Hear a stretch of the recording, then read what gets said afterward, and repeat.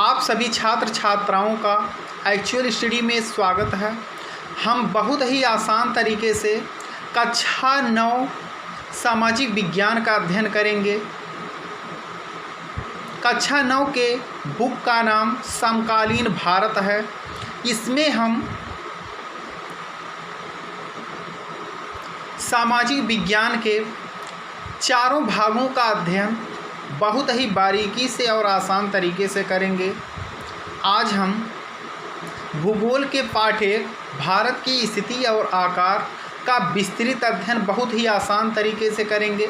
आप लोग ध्यान से समझिएगा और जो लोग इस चैनल पर नए हों वो कृपया कर सब्सक्राइब कर लें, जिससे कि आप लोग आने वाला जो एजुकेशन वीडियोज़ है वो बहुत ही आसानी से पा सकें।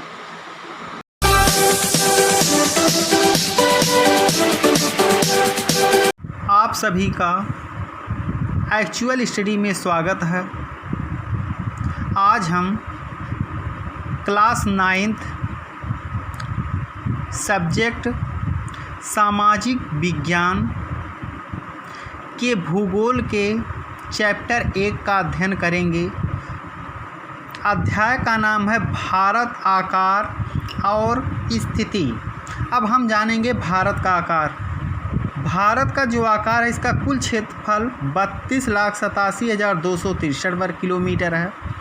दूसरा पॉइंट है, भारत का विश्व में 7वां स्थान है क्षेत्रफल की दृष्टि से। इससे जो बड़े 6 देश हैं उनका नाम है रूस, कनाडा, संयुक्त राज्य अमेरिका, चीन, ब्राज़ील, ऑस्ट्रेलिया और 7वें नंबर पर भारत का स्थान आता है। तीसरा पॉइंट है, भारत की स्थल सीमा रेखा लगभग 15,200 किलोमीटर लंबी है और समुद्री तट रेखा अंडमान और निकोबार द्वीप समूह तथा लक्षद्वीप के साथ 7,516.6 किलोमीटर है। यानी भारत के पास 15,200 किलोमीटर ज़मीन है, कुल ज़मीन है, और इसकी जो समुद्र तट रेखा है वह 7,516.6 किलोमीटर है। जैसा कि आप चित्र में देख सकते हैं, इसकी जो समुद्र तट रेखा है लक्षद्वीप और अंडमान निकोबार द्वीप समूह को मिलाकर वह 7,516.6 किलोमीटर है। अगला पॉइंट है, भारत का आकार चतुष्कोणीय या पतंग जैसी है, जैसा कि आप चित्र में देख सकते हैं। अगला पॉइंट है, भारत के उत्तर पश्चिम, उत्तर तथा उत्तर पूर्व सीमा पर नवीन हिमालय पर्वत है। यानी कि भारत के उत्तर में यहाँ से लेकर यहाँ तक हिमालय पर्वत है।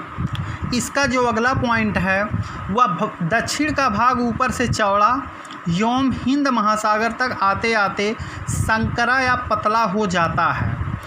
इसे आप चित्र के द्वारा इस तरह देख, जैसा कि चित्र में भारत का नक्शा बना हुआ, ऊपर की ओर दक्षिण का भाग चौड़ा और नीचे आते आते संकरा या पतला हो। इसके पश्चिम में अरब सागर एवं पूर्व में बंगाल की खाड़ी है। ये तो आप 6, 7, 8 में ही पढ़ते चले आए हैं। अगला पॉइंट है, गुजरात और अरुणाचल प्रदेश के समय में 2 घंटे का अंतर पाया जाता है। यानी सर्वप्रथम सूर्य का प्रकाश अरुणाचल प्रदेश में पड़ता है, उसके बाद 2 घंटे बाद गुजरात में पड़ता है। अगला पॉइंट है, 82°30 पूर्व देशांतर रेखा से भारत की मानक यामोत्तर माना गया है। यानी कहने का तात्पर्य यह है कि भारत में अलग अलग समय निर्धारित नहीं है, बल्कि यह उत्तर प्रदेश के मिर्ज़ापुर से इसका मानक समय लिया गया है, जिसे मानक यामोत्तर माना जाता है। अब हम भारत की स्थिति का अध्ययन करेंगे। भारत एक विशाल देश है। यह उत्तरी गोलार्ध में स्थित है। जैसा कि आप चित्र में देख सकते हैं, यह एक गोला यानी पृथ्वी है। इसे हम 2 भागों में बांटे हैं। जो 0 अंश है इसे हम भूमध्य रेखा कहते हैं। इसका उत्तर का भाग उत्तरी भाग और दक्षिण का भाग दक्षिणी, यानी जो भारत है यह उत्तरी गोलार्ध में स्थित है, इस गोलार्ध में। अगला पॉइंट है, इसका मुख्य भाग 8 अंश 4 मिनट उत्तर से 37 अंश 6 मिनट उत्तर अक्षांश तथा 68 अंश 7 मिनट पूर्व से 97 अंश 25 मिनट पूर्व देशांतर तक है। इसे हम चित्र के माध्यम से इस तरह से, यह पूरे विश्व का नक्शा है।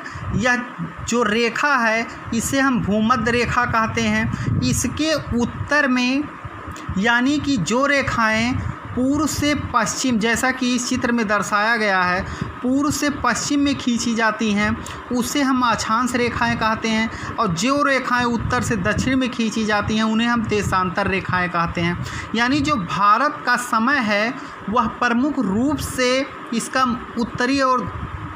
उत्तरी अक्षांश 8:04 से लेकर 37:06 है, और इसका पूर्वी देशांतर यानी ये वाला भाग इसका 68 यानी यहाँ से 68 पूर्व से 97:25 पूर्व तक है। कर्क रेखा 23:30 भारत को लगभग 2 बराबर भागों में बांटती है। यानी भारत के बीचों बीच से कर्क रेखा निकलती है जो भारत को 2 भागों में बांट। अब हम भारत एवं विश्व के बारे में पढ़ेंगे। पॉइंट वाइज इसका अध्ययन हम बहुत ही आसान तरीके से करेंगे। पहला जो पॉइंट है यानी भारत एशिया महाद्वीप के पूर्व और पश्चिम के बीच स्थित है। जैसा कि इस चित्र में दर्शाया गया है, ये यहाँ से लेकर यहाँ तक का भाग एशिया महाद्वीप है। यानी कि जैसा कि बताया गया, भारत एशिया महाद्वीप के पूर्व और पश्चिम के बीच स्थित है।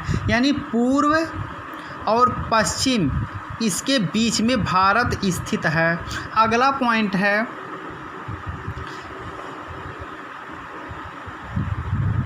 हिंद महासागर पश्चिमी देशों को पूर्वी एशियाई देशों को मिलाता है।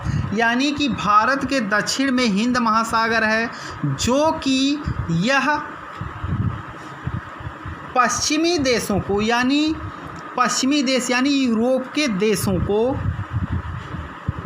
पूर्वी एशियाई यानी यूरोप के देशों को पूर्वी एशियाई यानी भारत के पूर्व देशों को मिलाता है। अगला पॉइंट है हिंद महासागर में भारत की तटरेखा सबसे लंबी है। अगला पॉइंट है भारत का विश्व के देशों के साथ संपर्क युगों पुराना है। अनेक यात्री प्राचीन काल से ही भारत आए।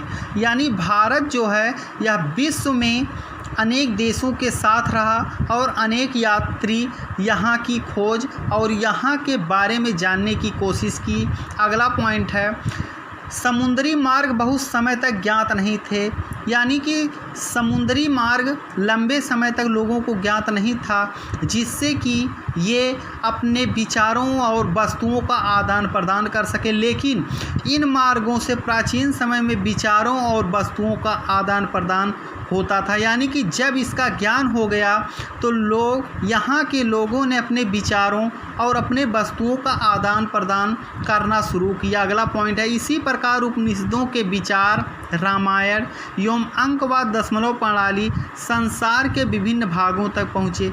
यानी कि जब समुद्री मार्ग से यहाँ पर व्यापार करने के लिए व्यापारी आए तो उनके साथ साथ यहाँ पर जो यात्री आए थे उनके द्वारा यहाँ के अंक और दशमलव प्रणाली का पूरे संसार में विभिन्न भागों तक पहुँचा। अगला पॉइंट है यहाँ मसाले कपड़े एवं भारत के अन्य सामान व्यापार के लिए ले जाए जाने लगे। यानी कि अन्य देशों से जो व्यापारी यहाँ आने लगे वे यहाँ मसाले कपड़े और भारत के अन्य सामान व्यापार के लिए ले जाए लगे। आप लोग जानते ही होंगे ईस्ट इंडिया कंपनी जो भारत से मसाले और कपड़े और अन्य वस्तुओं को लेकर अपने देश गई। अब हम भारत के पड़ोसी देशों के बारे में अध्ययन करेंगे। भारत में कुल 28 राज्य और 9 केंद्र शासित प्रदेश हैं। उत्तर में चीन, नेपाल, भूटान, जबकि दक्षिण में श्रीलंका और मालदीव, पूर्व में बांग्लादेश, म्यांमार और पश्चिम में पाकिस्तान और अफगानिस्तान हैं। एक पॉइंट है भारत और श्रीलंका के बीच समुद्री रास्ता पाक जल संधि या मन्नार की खाड़ी कहलाता है। इसे हम एक भारत के नक्शे के द्वारा भारत के पड़ोसी देशों के बारे में इस तरह से जान सकते हैं। ये है भारत का नक्शा और इसके उत्तर में चीन, नेपाल, भूटान, जबकि इसके दक्षिण में श्रीलंका, मालदीव और पूर्व में बांग्लादेश, म्यांमार और पश्चिम में पाकिस्तान और